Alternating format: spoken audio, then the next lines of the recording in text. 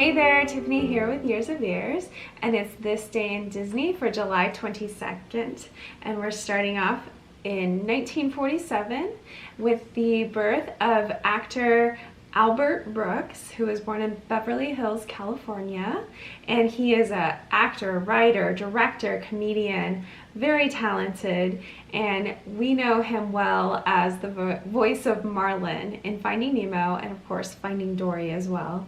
And he did such a great job with that role. It's not an easy role to voice animate because there's so much depth to it. I mean, you have a lot of emotion there, and you know, the loss of your wife and children and then your son missing and all the frustration and emotions and ups and downs with that, and dealing with Dory who can't remember that she just met you. So he did such a good job in that role. Brooks had a huge career. He's been in lots of films, TV shows, and he actually directed, back in 1975, 6 shorts for the original first season of Saturday Night Live. So that's pretty fun. I love the original season of Saturday Night Live, so I was excited to find out that bit of information about him directing those shorts. And then also, he's done so much. He's gotten a lot of awards and recognition from critic groups, but he's never won an Academy Award. He's come really close, but he hasn't won or even been nominated. And so one of his responses to that was on Twitter, and to the Academy, "You don't like me. You really don't like me." And that's just a spoof off of Sally Field, and she said the opposite of that years ago. Maybe a lot of younger generation don't know about the one. Look it up. It's funny and very iconic moment in history. So I thought that was hilarious about him. Really funny guy, really talented. Go learn more about Albert Brooks. And then next up on This Day in Disney, back in 1994, one of my most favorite rides ever opened up to the public. Disney's Twilight Zone Tower of Terror. I love this ride, and it's something that I can ride over and over and over, and I have done that with my family. I've run it over and over again when crowd sizes permit. It's such a fun ride, and I love the feeling of dropping, and it's just great. I love all of it. I love it being set in the 1930s, which we know, but I also love that it's built. It has a little plaque that it was established in 1917, you know, the storyline going to, you know, the plaque is 1917, that's the year my grandmother was born, so I just feel so personally connected to the ride. I love the one in Florida best out of all the ones that I've seen. I've only ridden that one, but I've seen the other POVs of this ride, and I think our Walt Disney World Hollywood Studios Tower of Terror is the best. I've heard other people say that as well. So it's such a fun ride. It had, at the time, it needed a special ride system.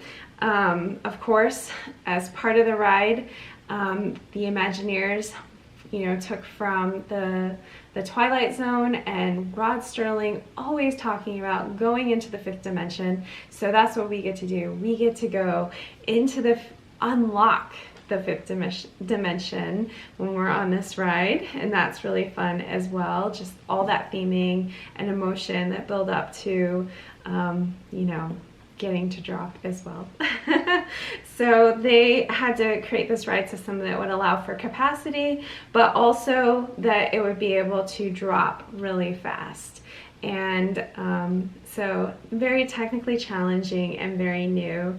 The ride has the ability to move in and out of the vehicle motion shaft, which is very interesting, and you can kind of tell that when you're, you know, you're obviously moving forward, and then you're going to be going up and down. So you know, back in '94, having to create all this was definitely a challenge and exciting for the Imagineers, I'm sure.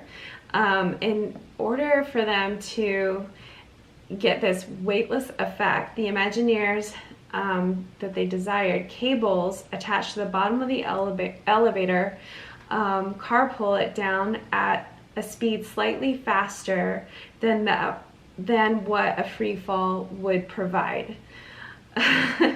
So slightly faster than free fall. Very good. Two enormous motors are located at the top of the tower, measuring 12 feet tall, 35 feet wide, and weighing 132,000 pounds.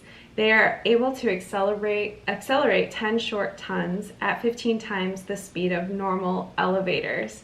They generate 275 times the torque of a Corvette engine and reaching top speed of 1.5 seconds.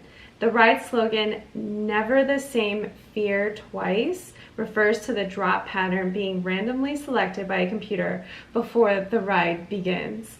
The drop reaches at top speeds of 39 miles per hour. So, pretty awesome.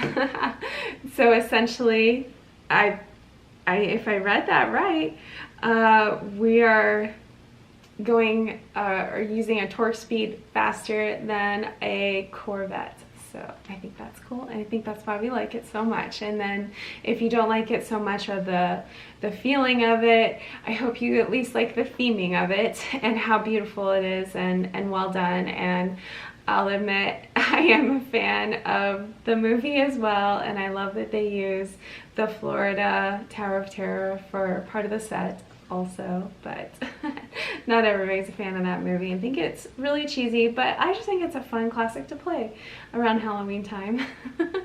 So anyway, that's it for this day in Disney. If you haven't read Tower of Terror, just go watch it. There's 360s, there's lots of videos of it. You could watch it without having to feel that intense drop that they've done such a good job creating.